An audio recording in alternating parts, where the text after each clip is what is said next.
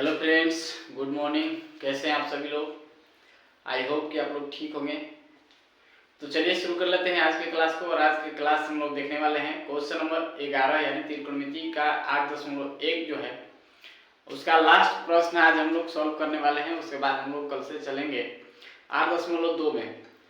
तो हम लोग देख लेते हैं क्या कुछ पूछा गया है 11वें क्वेश्चन में। ऑब्जेक्टिव प्रश्न है और ये से इस यहाँ से आपके एग्जाम में कुछ ऑब्जेक्टिव क्वेश्चन बन जाते हैं।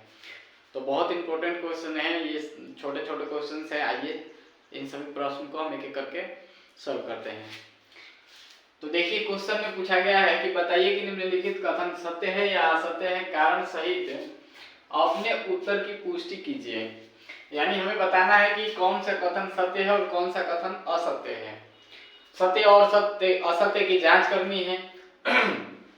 तो आइए नजर डालते हैं एक करके सभी प्रश्न पे।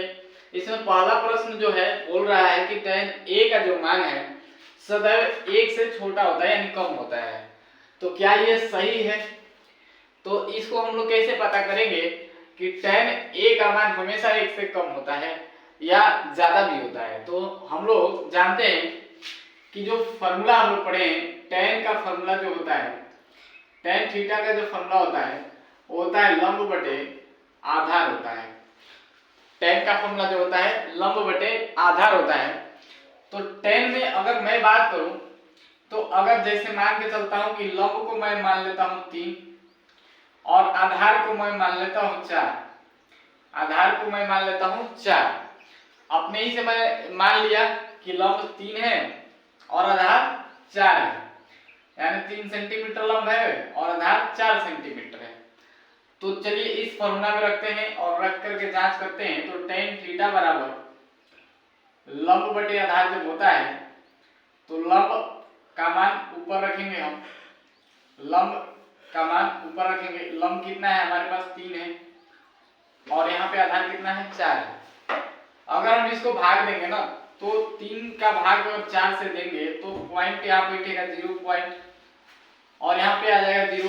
तो 4 सत्ते क्या हो जाएगा 28, यानी 4 सत्ते क्या हो जाएगा 0.7 हो जाएगा और 28 हो जाएगा। यहाँ पे बचेगा 2 और यहाँ पे 4 पंचे 20, यानी ये आ गया 0.75 आ गया 0.75। ये तो बात सही है कि नहीं, 1 से कम आ गया इस सिचुएशन में। अगर लंब जहाँ छोटा रहेगा आधार से, यानी लंब हमने छोटा मान लिया है आधार से, तो यहाँ पे मान जो आया ना 1 से कम आ गया। 1 से क्या आ गया कम आ गया। ये मान जो है 1 से कम आ गया।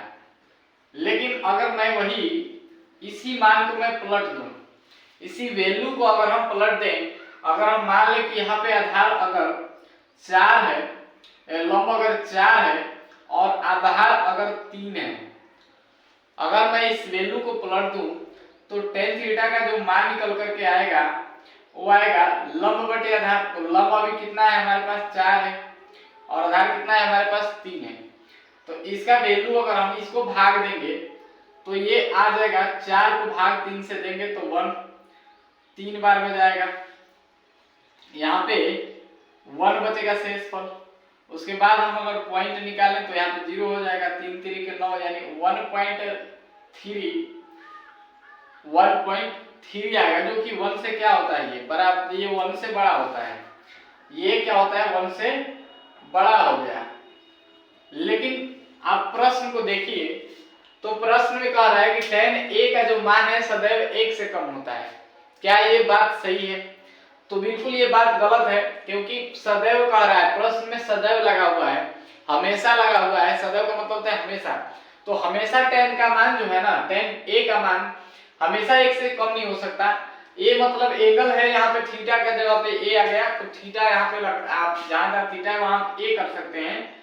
तो यहाँ पे a का मतलब थीटा है, ये एंगल है। तो एंगल से मतलब नहीं था, यहाँ पे भुजा का मतलब यानी लंब और आधार से मतलब है। तो जब अगर लंब बड़ा हो जाए ना, लंब अगर बड़ा हो जाए आधार से, तो tan थीटा का जो मान है वो हमेशा 1 से बड़ा आएगा। और अगर लंब आधार से छोटा हो जाए, अगर लंब आधार से छोटा हो जाए तो tan थीटा का मान 1 से छोटा होगा, यानी 1 से बड़ा भी हो सकता है tan का मान और 1 से छोटा भी हो सकता है। तो ये बात बिल्कुल क्या है, असत्य है, ये बात जो है असत्य है। और हम लोग अपने उत्तर का सही पुष्टि भी किया है, यहाँ पे मैंने सोल्व भी किया एक एक करके। आइए देखते हैं, आइए अब हम लोग देख लेते हैं दूसरा प्रश्न। दूसरा प्रश्न में क्या पूछा गया है, दूसरा क्वेश्चन में देखते हैं क्या कुछ पूछा गया है। तो दूसरा जो क्वेश्चन है, दूसरा क्वेश्चन कह रहा है कि कोण ए के किसी मान के लिए सेक ए बराबर 12/13। अब ये जांच करना है कि सेक ए का मान 12/13 जो है कोण ए के किसी मान के लिए सही है या गलत है, सत्य है या असत्य है। तो चूंकि हम लोग जानते हैं कि सेक ए का जो फॉर्मूला होता है, सेक ए का फॉर्मूला जो होता है, अगर मैं बात करूं सेक ए का बात करूं तो फॉर्मूला होता है, देखिए ये जो है ना, हम लोग ट्रिक जो जानते हैं एल बटा में के ए। तो ये जो होता है ना कॉस का होता है बीच वाला, और कॉस का ही उल्टा होता है। तो आधार बटा कर्ण, अगर कॉस आधार बटा कर्ण होता है तो सेक जो होता है कर्ण बटे आधार हो जाएगा, कर्ण बटे आधार हो जाएगा। यानी कर्ण जो होता है ऊपर होता है और आधार नीचे होता है। और हम जानते हैं कि कर्ण जो होता है ना सबसे बड़ी भुजा होती है, त्रिभुज में सबसे बड़ी भुजा होती है, यानी आधार से भी बड़ी होती है और लंब से भी बड़ी होती है। और यहाँ पे ध्यान दीजिए कि जो है ना ऊपर में जो है 12 है, तो 12/5 है, 12/5 है, यानी सही है क्योंकि कर्ण बड़ा है और आधार छोटा है। तो ये बात सत्य है, ये बात क्या है, सत्य है, यानी सही है। कोण ए के किसी मान के लिए सेक का मान यानी सेक ए का मान 12/5 हो सकता है, ये बात बिल्कुल सत्य है। अब तीसरा प्रश्न पे आते हैं। तीसरा जो क्वेश्चन है कह रहा है कि cos ए कोण ए के cos सेकेंड के लिए प्रयुक्त एक संक्षिप्त रूप है।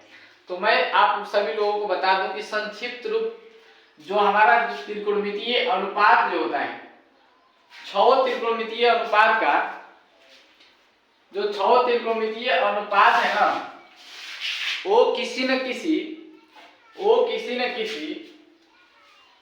का संक्षिप्त रूप होता है, किसी न किसी का क्या होता है, संक्षिप्त रूप होता है। देखिए अभी मैं संक्षिप्त रूप के बारे में आप लोगों को नहीं बताया था, लेकिन मैं सारे के सारे लिखवा दे रहा हूँ।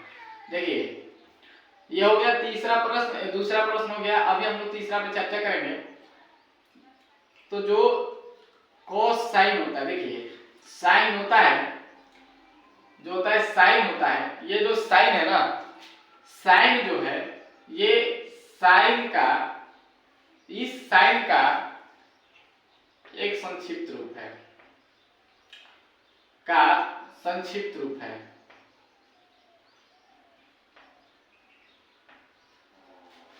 साइन जो है इस साइन का यानी SIN जो है SINE का एक संक्षिप्त रूप है।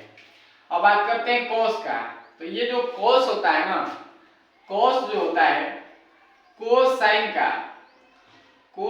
का संक्षिप्त रूप होता है, कोसाइन का एक संक्षिप्त रूप होता है।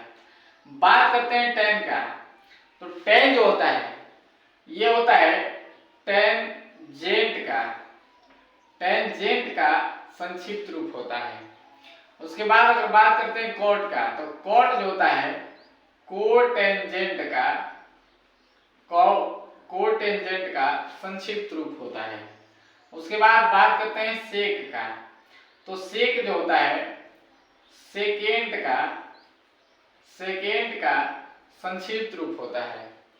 उसके बाद बात करते हैं कौशिक का। तो कौशिक जो होता है कोसेकेंड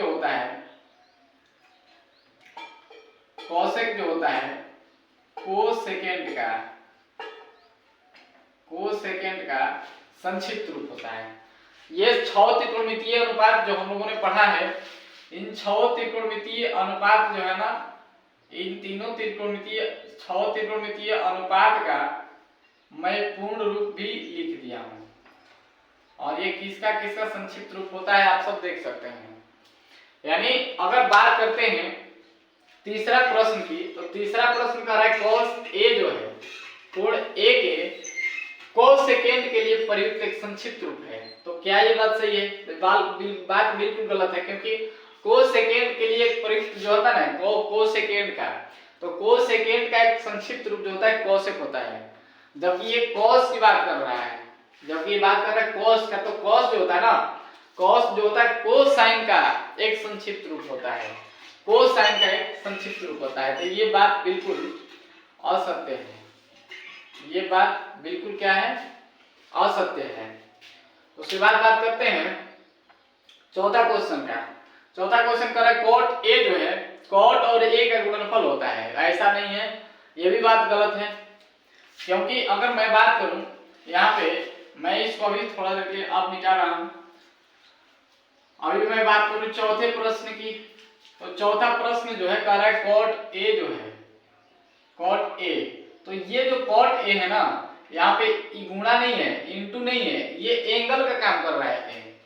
ये जो है ना एंगल का काम कर रहा है, cot जो है cot के एंगल का काम, कोण का काम कर रहा है A, तो गुणनफल नहीं है। तो ये भी बात बिल्कुल असत्य है, ये बात बिल्कुल क्या है? असत्य है।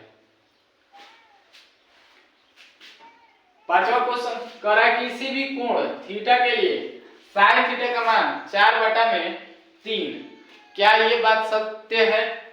क्या ये बात सत्य है? sin थीटा का मान इतना कभी हो सकता है? देखते हैं। तो sin थीटा का बात अगर करें तो sin थीटा का जो फॉर्मूला होता है, sin थीटा का जो फॉर्मूला होता है वो होता है लंब बटा में कर्ण। sin थीटा का फॉर्मूला होता है लंब बटा में कर्ण। तो वैल्यू दिया हुआ है 4/3। अभी बताइए कि कर्ण सबसे बड़ा भुजा होता है, समकोण त्रिभुज में कर्ण जो होता है सभी भुजाओं से बड़ी होती है, कर्ण जो होता है बड़ा होता है, तो लंब से भी बड़ा होगा और आधार से भी बड़ा होगा, लेकिन इसमें तो लंब आया हुआ है, तो कर्ण जो है ना, कर्ण यहाँ पे 3 हो गया है, देखिए 3 है कर्ण, और लंब कितना है? 4 है, जबकि लंब छोटा होना चाहिए था। तो ये बात जो है ना, कर्ण से लंब छोटा होना चाहिए था, जबकि कर्ण छोटा हो गया लंब से। तो ये बात बिल्कुल असत्य है, क्योंकि sin थीटा का मान 3/4 कभी हो ही नहीं सकता। ये बात क्या है? असत्य है, ये बात असत्य है। अगर 3/4 होता तो चल सकता था, लेकिन 4/3 नहीं चलेगा, क्योंकि कर्ण बड़ा होना चाहिए था। तो ये बात बिल्कुल असत्य है। तो ये था क्वेश्चन नंबर 11 का। पांचों क्वेश्चन हम लोगों ने एक एक करके बात कर लिया, पांचों क्वेश्चन हम लोगों ने सॉल्व कर लिया, और ये लास्ट क्वेश्चन था। मैं उम्मीद करता हूँ कि आप सभी लोगों को अच्छे तरीके से समझ में आ गया होगा। आइए अब इस क्लास को खत्म करते हैं, और कल से हम लोग शुरू करने वाले हैं 8.2 का हम लोग स्टार्ट करने वाले, प्रारंभ करने वाले हैं। तो उससे पहले कल हम लोग देखेंगे त्रिकोणमितीय जो टेबल होते हैं, त्रिकोणमितीय जो अनुपात होते हैं, इन सभी का अलग अलग कोण पे अलग अलग मान होता है। तो कल हम लोग, कल का जो क्लास होने वाला है वो जितने भी त्रिकोणमितीय टेबल होते हैं, त्रिकोणमितीय अनुपात का जो टेबल होता है, उस टेबल को हम फिल करेंगे और सीखेंगे। तो कल का क्लास आप लोग देखना ना भूलिए, और पीछे के जितने भी क्लास है आप सभी लोगों को इस वीडियो के डिस्क्रिप्शन में या प्ले लिस्ट में आप जाकर के स्वयं चैनल पर जाइए और वहां देख लीजिए। तो अभी के लिए इतना ही, थैंक यू।